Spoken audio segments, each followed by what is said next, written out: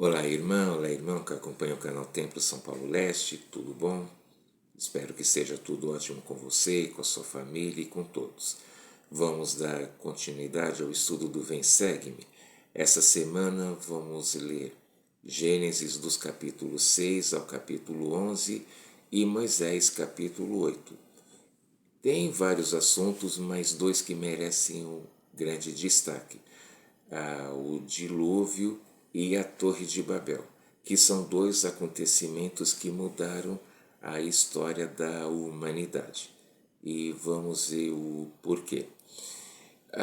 E também porque ambos os casos têm semelhança com nossos últimos dias.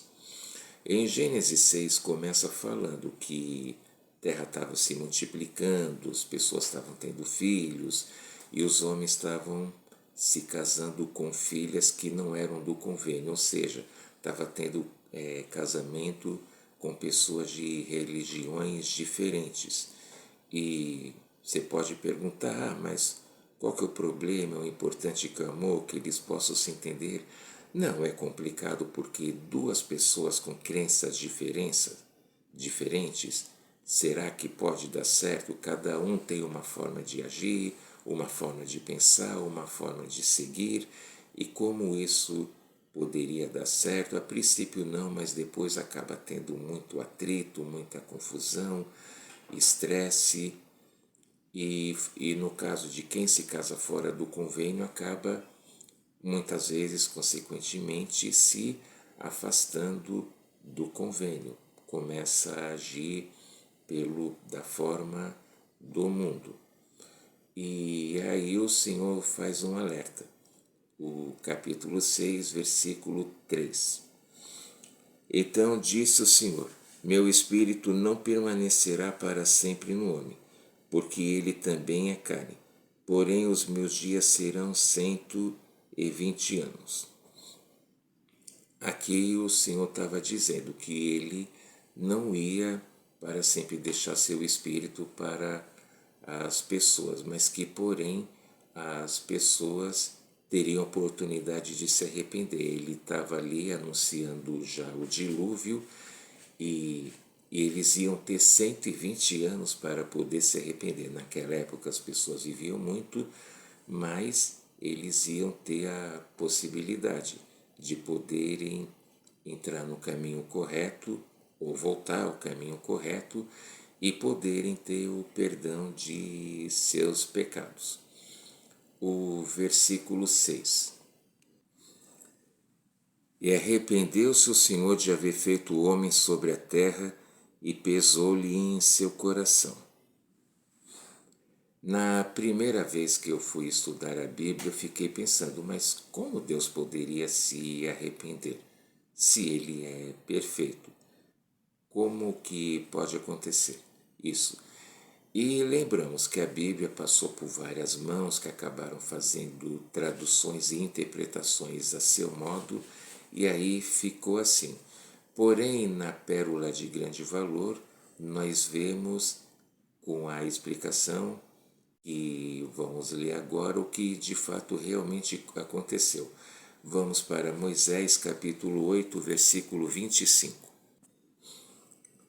E Noé sentiu pesar e doeu-lhe o coração, por ter o Senhor formado o homem na terra, e isso lhe afligiu o coração.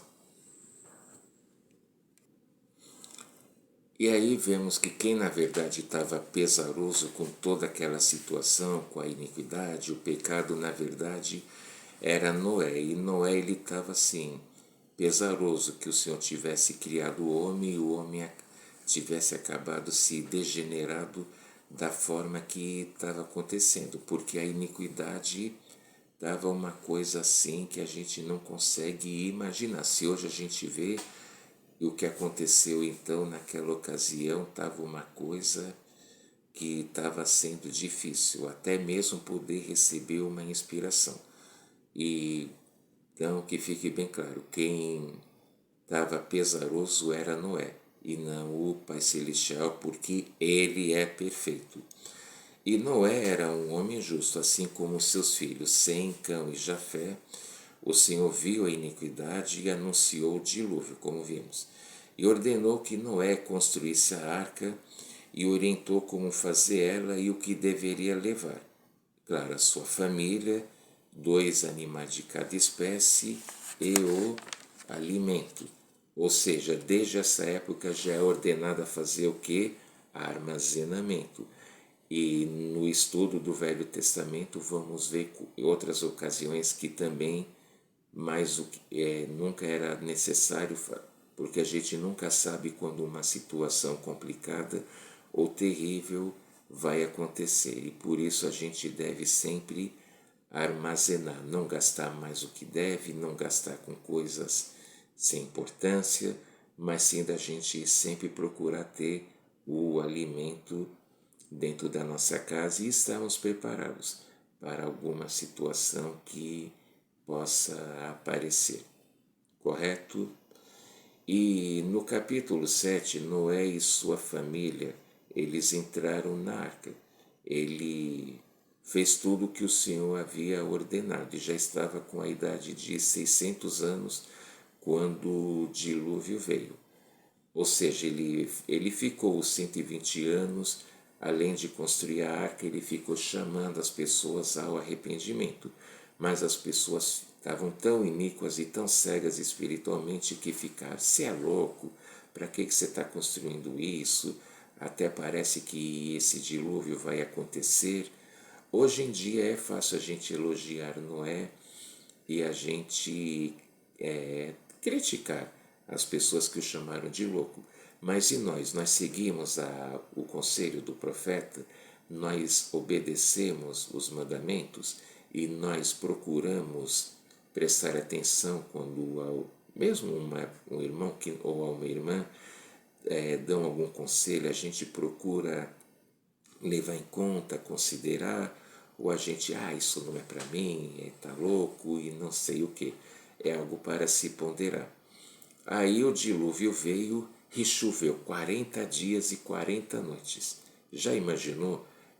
Eu já aqui na minha cidade já via chover 3, 5 até 10 dias direto e foi uma situação complicada.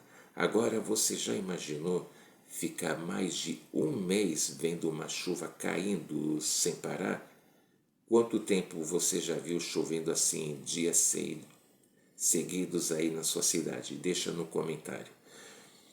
E aí, além da sua família, sua esposa e seus filhos, e aí também as esposas de seus filhos, que eles eram obedientes, eles puderam entrar na arca, e o Senhor tinha fechado a arca por fora. E aí as pessoas, quando viram o dilúvio, quiseram se arrepender, mas aí já era tarde, eles tinham desperdiçado a oportunidade que eles tiveram para poder se redimir, para poderem entrarem no caminho correto. E aí o dilúvio foi vindo, a água foi subindo, o nível subindo, subindo, subindo. E algo interessante, a arca ficou no mesmo lugar, assim posicionada geograficamente. Ela só não ficou navegando 7 mares, como algumas pessoas imaginam, até cantam. Mas não, ela ficou no mesmo lugar, apenas subiu na altura, mas ela continuou ali no mesmo lugar. Interessante, e consegue imaginar essa cena? E, claro, e aí os que eram rebeldes, eles acabaram morrendo afogados, porque eles não quiseram se arrepender, não quiseram se corrigir e, acredito eu, provavelmente eles devem terem servido de alimento para os animais marinhos, os animais aquáticos que não precisaram entrar na arca. Que coisa, hein? E o detalhe, dos animais limpos eram 7 pares, que o Senhor ordenou, alguns animais que eram limpos, e dos não limpos apenas um par, mas sempre lembrando, macho e fêmea, não era 2 machos ou 2 fêmeas, de cada espécie era um macho e uma fêmea, tá bom? O capítulo 8, o dilúvio, ele terminou, chegou ao fim. Ele foi o batismo da terra, foi algo que foi necessário. E algo interessante é que antes do dilúvio a terra era uma só e as águas também eram uma só. Mas com o dilúvio a terra acabou se separando, criando várias divisões. E você deve saber, no mapa mundi é só olhar que se você recortar ou se você analisar bem, cada continente se encaixa um no outro. E olha que também que interessante. A gente analisar isso, a gente vê quantas coisas a gente aprende e reaprende com o estudo do Evangelho. Vamos ler o capítulo 8, versículo 3. E as águas escoaram gradualmente de sobre a terra, e ao cabo de 150 dias as águas minguaram.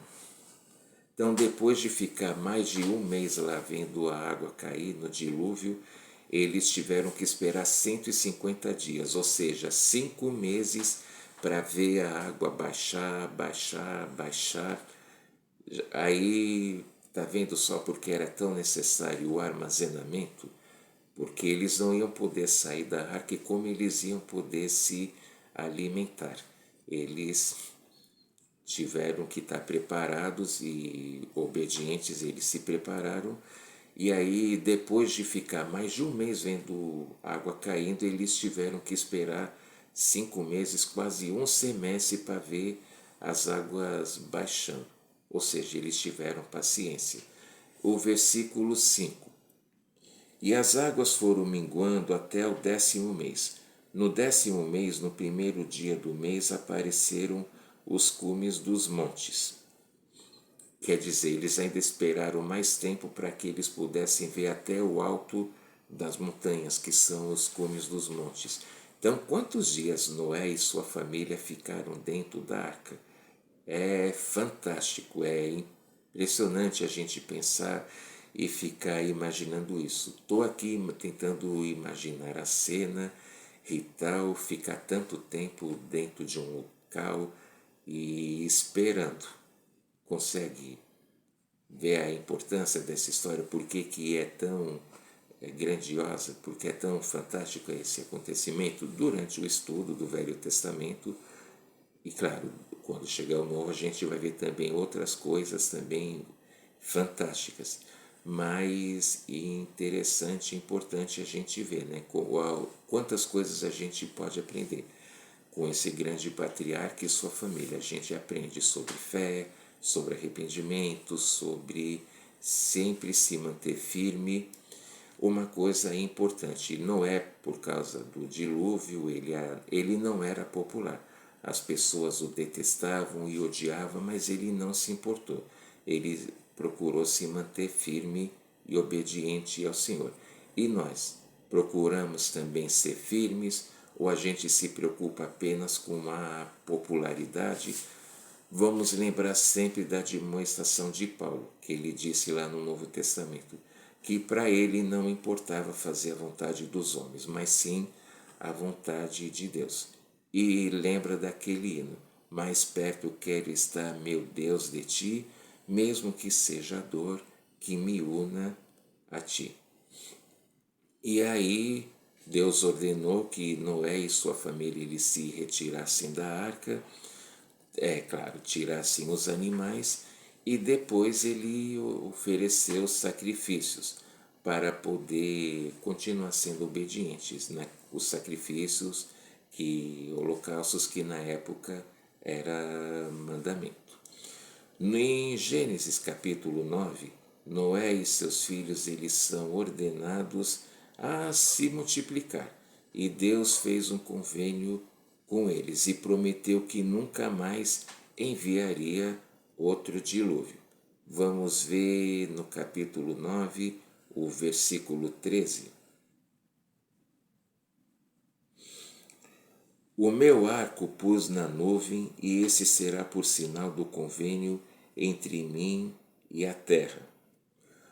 O Senhor colocou como a marca do convênio que ele havia feito, que não ia mandar mais outro dilúvio, foi o arco-íris, o arco que ele está falando aqui.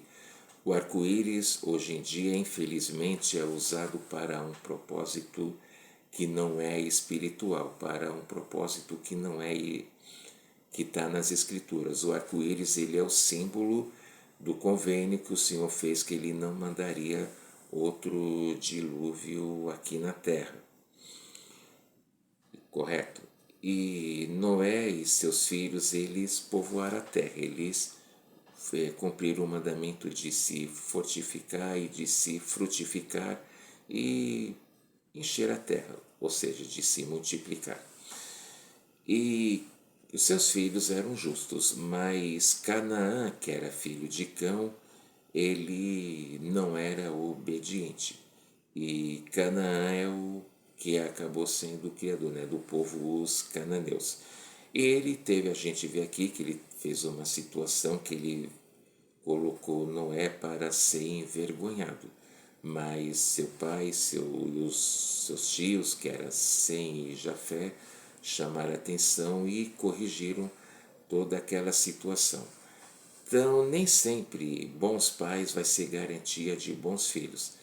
Vimos que Caim, ele tinha ótimos pais, Adão e Eva, mas ele decidiu escolher o caminho do pecado. E aqui, Canaã, ele era filho de um homem correto, Cão, ele, filho de Noé, ele tinha um exemplo do pai, do avô e também da avó, dos tios e das tias, mas ele optou. Então você pode perguntar, mas nem sempre um bom pai vai ser uma garantia de um bom filho. É assim, só que Canaã, no caso, ele não podia alegar que ele teve mau exemplo. Ele se rebelou unicamente pela vontade dele. Então ele não teve pretexto para poder dar. E Noé, vimos que ele estava com 600 anos na idade do dilúvio. Ele viveu depois disso mais 350 e faleceu aos 950 anos. Bastante. Ele chegou perto de Matusalém, que foi 969, a pessoa que mais viveu aqui na Terra. E depois o Senhor modificou isso. Nessa época as pessoas viviam todo esse tempo. Hoje em dia, não mais. Aí o capítulo 10 explica sobre a descendência de Noé. Fala aqui a respeito dos seus 3 filhos. Os descendentes de Jafé são os gentios. Os de Cão, os cananeus, e de Sem foi Peleg, que depois dividiu a terra. Isso vamos ver mais para frente em outra aula. Mas importantíssimo sempre lembrar a importância de se manter registros e de fazer e valorizar a genealogia, a história da família, porque nos aproxima realmente do Pai Celestial. É importante manter registros para conhecermos a história, entender nosso presente e poder também plantar para o nosso futuro e também nossos descendentes. Daí depois tem uma lista de bastante nome curioso, né, que a gente era, para nós pode até ser engraçado os nomes que a gente vê aqui, mas que era o que tinha na época. Para eles era absolutamente comum e normal. Chegamos no capítulo 11 e já falamos a respeito do dilúvio. O que falamos foi bem pouco, mas nos comentários você pode dizer o que nós podemos aprender com a experiência de Noé e com a história do dilúvio. Deixe aí nos comentários, além de deixar seu like. E agora no capítulo 11 vamos ver outra história. E já começa no versículo 1. E era toda a terra de uma mesma língua e de uma mesma fala. Quer dizer, todos falavam exatamente o mesmo idioma. Todos falavam a mesma linguagem, todos podiam se compreender. Na outra aula a gente viu a respeito do povo de Enoque, que edificaram uma cidade chamada Sião, e que eles eram tão espirituais e obedientes que eles acabaram sendo tirados aqui da terra. A cidade foi transladada até chegar nos céus. E o povo aqui, eles também queriam isso, só que de uma outra maneira, de uma outra forma. Versículo 4. E disseram: Vinde, edifiquemos para nós uma cidade e uma torre cujo cume toque nos céus, e façamo-nos um nome, para que não sejamos espalhados sobre a face de toda a terra.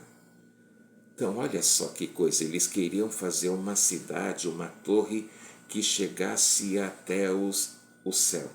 E essa torre, o nome foi a Torre de Babel. E hoje a gente vê prédios de até 1.000 metros de altura, mas um prédio não vai conseguir atingir o céu, por mais que tenha tecnologia avançada para isso. Seria impossível, como, melhor dizendo, é impossível. E as pessoas estavam com essa ideia, eles queriam se edificar não pela forma espiritual, mas pela forma física.